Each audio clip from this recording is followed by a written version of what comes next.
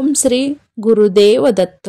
गुरुचरित्र पारायण अध्याय 1 मधील ओव्या 1 ते 50 याचा आपण मराठीत अर्थ पाहूयात. जर गुरुचरित्र पारायण ओव्या वाचायच्या असतील किंवा त्याचे व्हिडिओ तुम्हाला ऐकायचे असतील तर टोटली अध्याय वाचलेले व्हिडिओ आपण आपल्या चॅनलवर टाकलेले आहे, तरी प्लेलिस्टमध्ये जाऊन बघून घ्या. ओवी 1. लेखक सर्वप्रथम श्री गणपतीला वंदन करतात. ते म्हणतात, या ग्रंथाची सुरुवात मंगलमय हो. सर्व विघ्ने दूर होण्यासाठी गणेश स्मरण आवश्यक आहे. ओवी 2. यानंतर ते सरस्वती देवीची प्रार्थना करतात. ज्ञान, शुद्ध वाणी आणि चांगले लेखन यासाठी देवीची कृपा आवश्यक आहे. ग्रंथ शुद्ध, पवित्र आणि यथार्थ बनेल अशी प्रार्थना करूयात. ओवी 3. लेखक सद्गुरूचे स्मरण करतात. ते म्हणतात, गुरुशिवाय ज्ञान नाही, गुरुशिवाय मुक्ती नाही. गुरु अंधकार दूर करणारा दीप आहे. ओवी 4. गुरुतत्वाचे वर्णन. गुरु म्हणजे ब्रह्माचा साक्षात अवतार.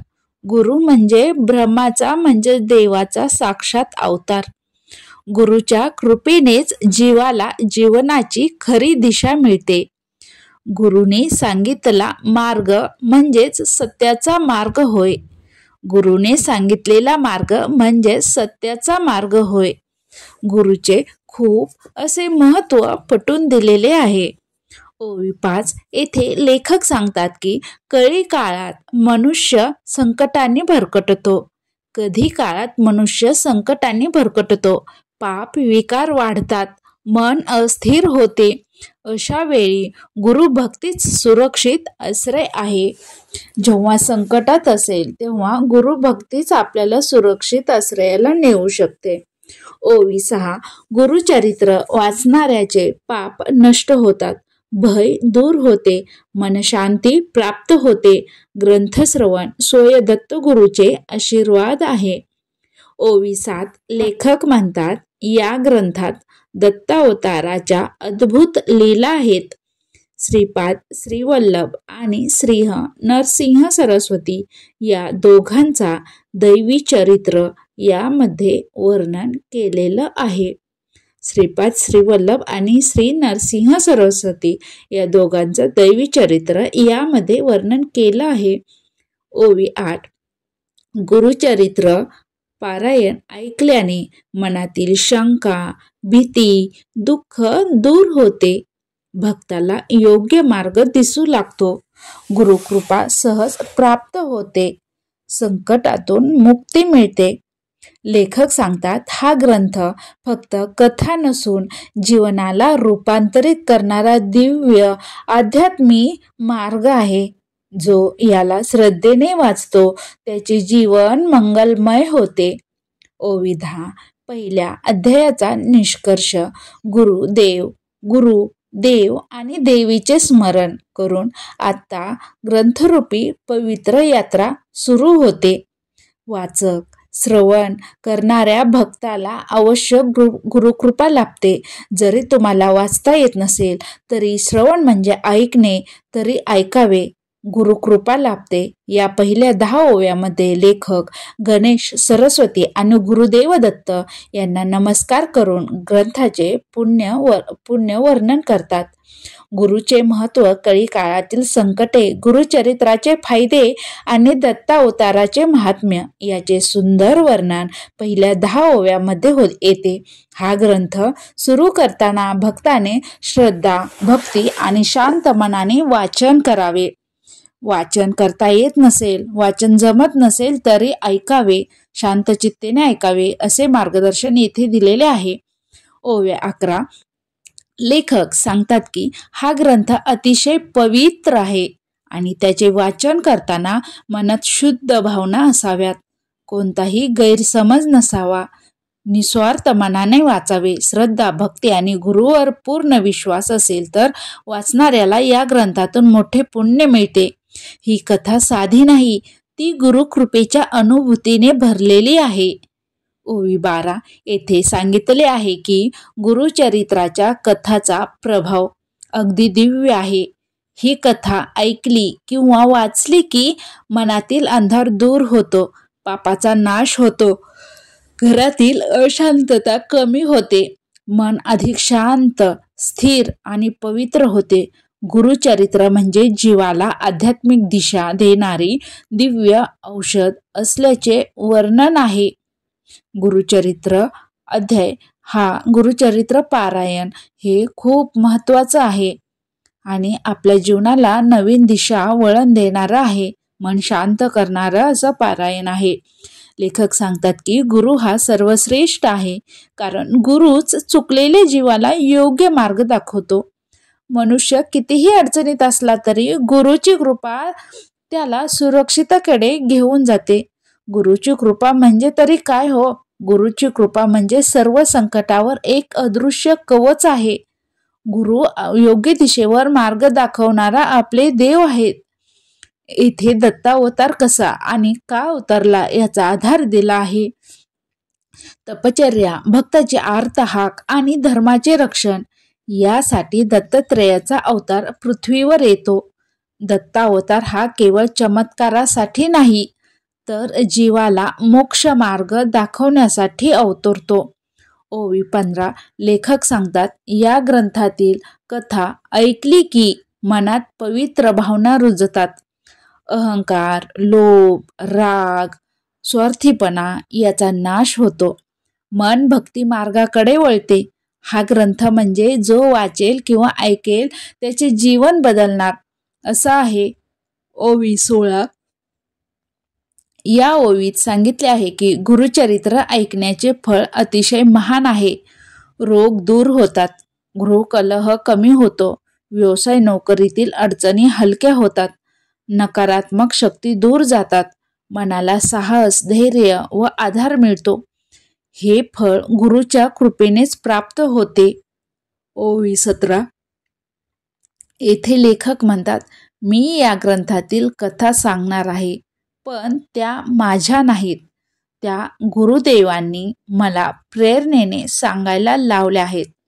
नीट ऐका, या कथा गुरुदेवांच्या आहेत, पण येथे लेखक सांगत आहेत गुरुदेवांनी काय कथा त्यांना सांगायला लावलेल्या आहेत ते नीट शांत चित्तेने प्लीज शेवटपर्यंत व्हिडिओ ऐका.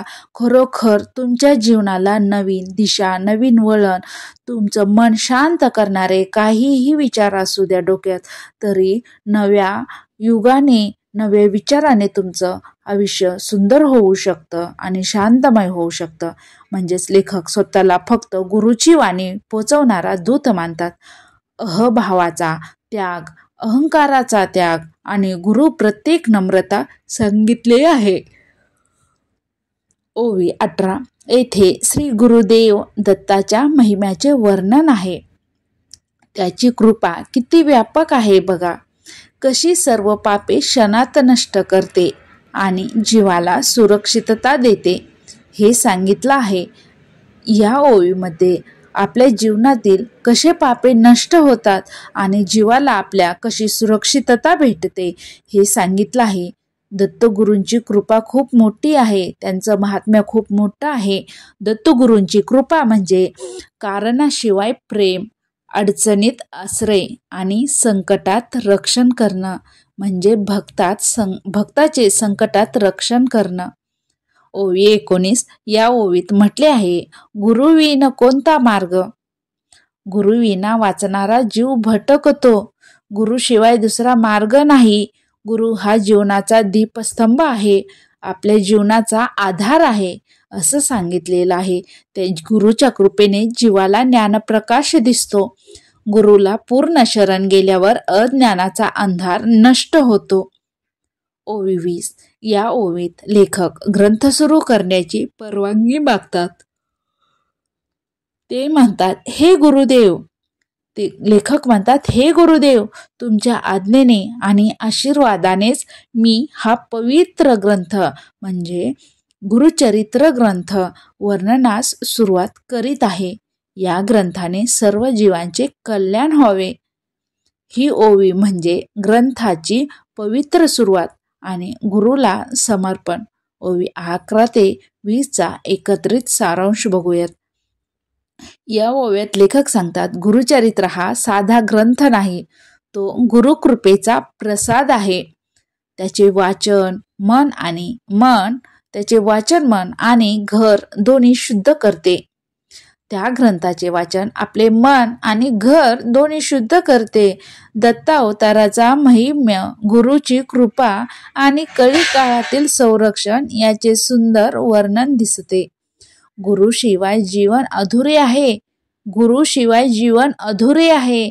ग्रंथ सुरू करण्याआधी लेखक गुरुदेवाची परवानगी व आशीर्वाद घेतात.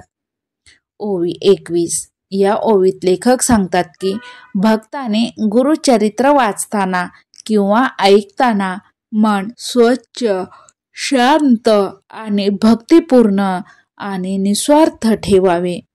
गुरुचरित्र हा पवित्र ग्रंथ असल्यामुळे त्याचे वाचन म्हणजे उपासना, श्रवण म्हणजे ध्यान आणि त्याचा अर्थ समजणे म्हणजेच ज्ञानप्राप्ती होईल तुम्हाला. ओवी 22. लेखक सांगतात, ज्याच्या घरी गुरुचरित्राचे वाचन होते त्या घरात दैविक ऊर्जा, शांतता आणि मंगल वातावरण निर्माण होते. गोंधळ, भांडण, तणाव, रोग यासारख्या गोष्टी दूर होतात. घरात पवित्र स्पंदने निर्माण होतात. म्हणजेच गुरुचरित्र वाचन हे घरासाठी आध्यात्मिक यज्ञ आहे. लक्षात ठेवा, आपण प्रत्येक अध्यायाचे अर्थ, भगवद्गीतेचे पण व्हिडिओ टाकलेले आहेत. गुरुचरित्राचे, दत्तविजय ग्रंथाचे अध्याय टाकलेले आहेत आपण वाचून. पण मी बॅकग्राऊंड म्युझिक लावत नाहीये, कारण त्याने शांतता भंग होते असं मला वाटतं. आणि हे शांतचित्तेने फक्त वाचलेलं श्रवण करता येतं, ऐकता येतं, म्हणून मी कोणताही बॅकग्राऊंड लावत नाही. तरी प्लीज आपल्या चॅनलला सबस्क्राईब करा. या ओवीत गुरुचरित्राची महानता सांगितली आहे. जो गुरुचरित्र ग्रंथ वाचतो त्याचे कर्मबंधन हलके होते, मनातील वाईट प्रवृत्ती कमी होतात. तुम्ही हे माझ्याबरोबरही वाचू शकता. असा आपण छान असा टेक्स्ट लिहून दिलेला आहे. योग्य विचार, योग्य निर्णयशक्ती जन्माला येते. दत्तगुरु भक्ताचे अदृश्य रक्षण करतात. भक्त कितीही अडचणीत असला तरी गुरु सोडत नाही. गुरु हा प्रत्येकाने केला पाहिजे. गुरुशिवाय मार्ग नाही असं लेखक सांगतात. येथे दत्तावताराच्या लीलेचे महत्त्व सांगितले आहे. दत्तगुरूच्या लीला अपरंपार आहेत. त्यांनी हजारो भक्तांचे दुःख दूर केले आहे. त्यांना ज्ञान दिले, रक्षण केले आणि संकटातून बाहेर काढले. या ग्रंथात वर्णन केलेल्या कथा जगात घडलेल्या सत्य घटनावर आधारित आहेत असं लेखक सांगतात. म्हणजे कथा नसून दैवी अनुभव आहे असं लेखक सांगतात. ओवी 25. अर्थ, लेखक नम्रपणे सांगतात, मी काही मोठा ज्ञानी नाही. तुमच्या कृपेनेच मला हे ग्रंथलेखन सुचले. खरी बुद्धी, खरा विवेक, खरे ज्ञान हे सर्व गुरुकृपेनेच मिळते. मनुष्य स्वतः काही करू शकत नाही. लेखकाचा अहंकार शून्य आहे. हीच गुरुभक्तीची उच्च पातळी आहे. सर्व काही कार्य आपल्या गुरुमुळेच होतं असं इथे लेखक सांगतात. गुरु हा प्रत्येकाच्या जीवनाला नवीन वळण, नवीन दिशा देणारा असतो असे लेखक सांगतात. ओवी 26. या ओवीत सांगितले आहे की गुरुची कृपा मिळाली तर भक्ताला पुढील जन्माचे कष्ट, पापे आणि दोष सर्व नष्ट होतात. गुरुचे नाव घेतल्यानेही जीवनाची दिशा शुद्ध होते. दत्तगुरु भक्ताच्या मनातील भय, संभ्रम आणि दुःख दूर करतात. ओवी 27. येथे गुरुचरित्राची महान फळे सांगितले आहेत. वाईट स्वप्ने नाहीशी होतात. मन शांत होते. शत्रूचे विघ्न दूर होते. रोगापासून संरक्षण मिळते. घरात सुख, शांती नांदते. गुरुचरित्र पारायण वाचणे म्हणजे पवित्र तीर्थाचे स्नान केल्यासारखे पुण्य मिळते. तरी सर्वांनी गुरुचरित्र ग्रंथ ऐकावा, वाचावा. जरी ग्रंथ नसेल तरी आपण आपल्या चॅनलवरती गुरुचरित्र पारायणाचे ग्रंथ ते अध्याय वाचून दाखवलेले आहेत. त्याबरोबर तुम्ही वाचू शकता किंवा पूर्णपणे ओव्या ऐकू शकता. ओवी 28. लेखक सांगतात, हा ग्रंथ फक्त धार्मिक नाही तर व्यावहारिक जीवनाला मार्गदर्शन करणारा आहे. परोपकार, सत्य, संयम, भक्ती, नम्रता, सेवाभाव ही गुरुचरित्रातील शिकवण मनुष्याला चांगला, शांत आणि समर्थ बनवते. ग्रंथातील उपदेश प्रत्यक्ष जीवनात उपयोगी पडतात. या ग्रंथात जे उपदेश आहेत ते आपल्या रिअल लाईफमध्ये आपलं आयुष्य आपण जगताना खूप आपल्या जीवनात उपयोगी पडणारे असे ग्रंथातील उपदेश आहेत. ओवी 29. या ओवीत लेखक सांगतात, मी जो काही सांगतो तो सर्व गुरुचेच आहे. मी जे काही हे सांगितलेले आहे हे सर्व गुरुचे ज्ञान आहे. माझे यात काहीही नाही. लेखक स्वतःला गुरुचे माध्यम मानतात. मी फक्त एक माध्यम आहे. गुरुनी जे सांगितलेले आहे ते तुमच्यापर्यंत मांडत आहे. मनात अभिमान नाही, फक्त स्वभाव आहे. यातून आपल्याला नम्रतेचा मोठा संदेश मिळतो. ओवी 30. या ओवीत लेखक ग्रंथाचे उद्दिष्ट सांगतात. या ग्रंथाचे काय उद्दिष्ट आहे हे या ओवीत सांगतात. जो हा ग्रंथ वाचेल, ऐकेल किंवा मनात चिंतन करेल त्याचे जीवन मंगल होईल. गुरुचे नाम, कथा आणि चरित्र भक्ताला ज्ञान, शांती, समाधान, धैर्य आणि गुरुकृपा प्रदान करेल. जरी तुम्हाला वाचायचा कंटाळा आला असेल तरी तुम्ही हा ग्रंथ ऐकू तरी शकता. त्याचा अर्थ समजावून घेऊ शकता. ओव्या ऐकू शकता. ते आपल्या चॅनलवर टाकलेले आहेत. ओव्या 21 ते 30चा सारांश. या ओव्यामध्ये लेखक सांगतात, गुरुचरित्र वाचताना मन पवित्र ठेवावे. घरात पुण्य, शांतता आणि दैवी वातावरण निर्माण होते. घरातील सर्व संकटे दूर होतात. अशांतता दूर होते. दत्तगुरूचे चरित्र म्हणजे दिव्य लीला. वाचकाच्या मनातील दोष नष्ट होतात. लेखक स्वतःला फक्त गुरुचा दास मानतात. गुरुचरित्राचे वाचन भक्ताला संकटातून उभारी देते. हे ग्रंथ वाचन म्हणजे गुरुस्मरण आणि गुरुस्मरण म्हणजे दिव्य रक्षण होय. ओवी 31. अर्थ. या ओवीत लेखक सांगतात की गुरुचरित्रातील कथा, उपदेश आणि प्रसंग हे केवळ पुस्तकातील शब्द नाहीत. नीट लक्षात घ्या, यातील काही कथा आहेत, उपदेश आहेत, प्रसंग आहेत. हे केवळ पुस्तकातील शब्द नाहीत तर अनुभवावर आधारित सत्य घटना आहेत असं लेखक सांगतात. या कथा ऐकून मनातील अज्ञान नष्ट होते, निस्वार्थपणा नष्ट होतो, अशांतता नष्ट होते आणि भक्ताला आध्यात्मिक मार्ग सापडतो. मन शांत होते. हा ग्रंथ भाविकांसाठी जीवन मार्गदर्शक आहे. आपल्या जीवनाला नवीन वळण देणारा आहे. आपल्या जीवनाला, आपल्या आयुष्याला मार्गदर्शन करणारा आहे. येथे गुरुचरित्राचे वाचन करण्यासाठी एक महत्त्वाची गोष्ट सांगितली आहे. वाचकाने नम्रता आणि भक्ती ठेवावी. अभिमान, राग, मत्सर किंवा लोभाने केलेले वाचन फळ देत नाही. गुरुचरित्र वाचताना मन जितके शांत असेल तितकी गुरुकृपा अधिक अनुभवास येते. ओवी 33. या ओवीत सांगितले आहे की गुरुचरित्राचे श्रवण किंवा वाचन करताना वाचकावर दत्तगुरूचा अदृश्य आशीर्वाद राहतो. नीट लक्षात घ्या, गुरुचरित्राचे श्रवण म्हणजे ऐकणे. गुरुचरित्र ऐकताना किंवा वाचन करताना वाचकावर किंवा त्या ऐकणाऱ्या व्यक्तीवर दत्तगुरूचा अदृश्य असा आशीर्वाद राहतो. हा आशीर्वाद संकटात संरक्षण देतो, मनातील भीती कमी करतो, दुःख हलके करतो, जीवनात धैर्य व सामर्थ्य निर्माण करतो. नीट लक्षात घ्या, जीवनात धैर्य व सामर्थ्य निर्माण करतो. एवढी अशी ताकद या गुरुचरित्र अध्यायात किंवा या पारायणात, या ग्रंथात आहे. तरी सर्वांनी ऐकावे किंवा वाचावे. गुरुचरित्र म्हणजे गुरुकृपेचा सेतू होय. ओवी 34. या ओवीत लेखक सांगतात, गुरुचरित्र वाचणाऱ्याला तो जन्मितलाच नाही तर पुढील जन्माचाही, म्हणजे या जन्मातच नाही तर पुढील जन्माचाही फायदा मिळतो. नीट लक्षात घ्या भाविकांनो, भक्तांनो, या जन्मातच नाही तर पुढील जन्मातही फायदा मिळतो. कर्मबंधन सुटण्यासाठी गुरुचरित्र सर्वोत्तम साधन आहे. याच्या वाचनाने, याच्या ऐकण्याने जीवाच्या अंतःकरणात पवित्रता, विवेक आणि शांती निर्माण होते. ओवी 35 येथे दत्तगुरूच्या लीला, चमत्कार आणि कार्य याचे महत्त्व सांगितले आहे. दत्तावतार जगात येण्याचे कारण म्हणजे धर्माचे रक्षण, दुर्बलाची बाजू, भक्ताचे उद्धार आणि जीवाला सद्मार्ग दाखवणे. या ओव्यात दत्तावताराचे दयामूर्त स्वरूप वर्णिले आहे. ओवी 36 या ओवीत लेखक म्हणतात, मी हे चरित्र लिहितोय. लेखक म्हणतात, मी हे चरित्र लिहितोय ते गुरुच्या प्रेरणेने.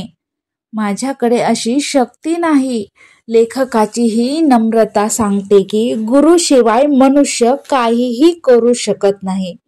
गुरुकृपा असेल तर बुद्धी शुद्ध होते, लेखन सुकर होते, मन भक्तिप्रवण होते, आपल्याला नवीन दिशा मिळते, नवीन ऊर्जा मिळते, आपल्या बुद्धीला चालना मिळते, आपली बुद्धी शुद्ध होते आणि आपल्या लेखनाला नवीन वळण, नवीन सुकर असे छान अक्षर येते, लिहिला मार्ग मिळतो.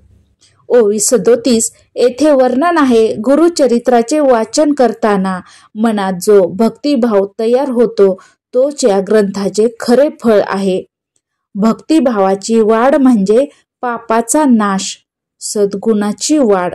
भक्तिभावाची वाढ तुम्ही भक्तिभाव करणे, देवदर्शन करणे निस्वार्थपणे म्हणजे पापाचा नाश, सद्गुणाची वाढ होणे, मनाची स्थिरता म्हणजे आपल्या मनाला शांती मिळवणे आणि दत्तगुरूचे त्वरित रक्षण करणे. हा ग्रंथ भक्तीचं बीज रोवतो. हा ग्रंथ आपल्याला भक्तीचा मार्ग दाखवतो.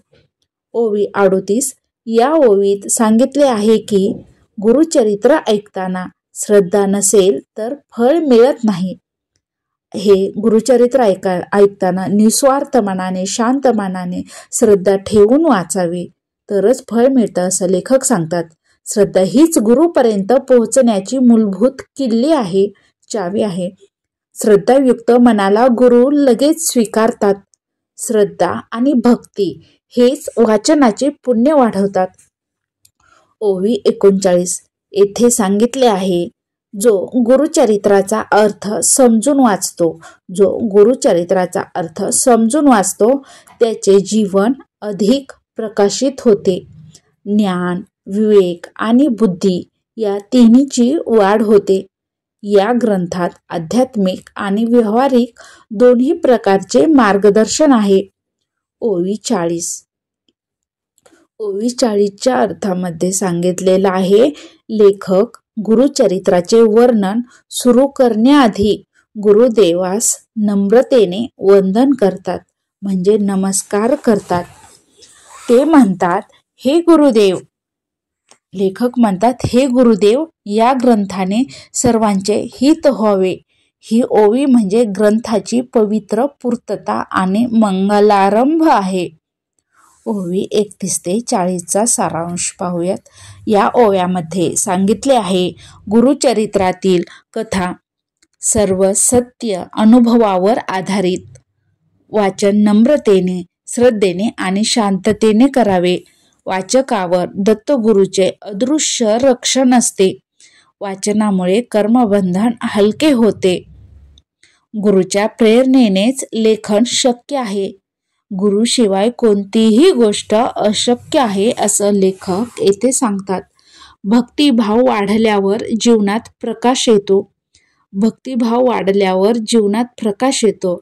जीवनात शांतता मिळते.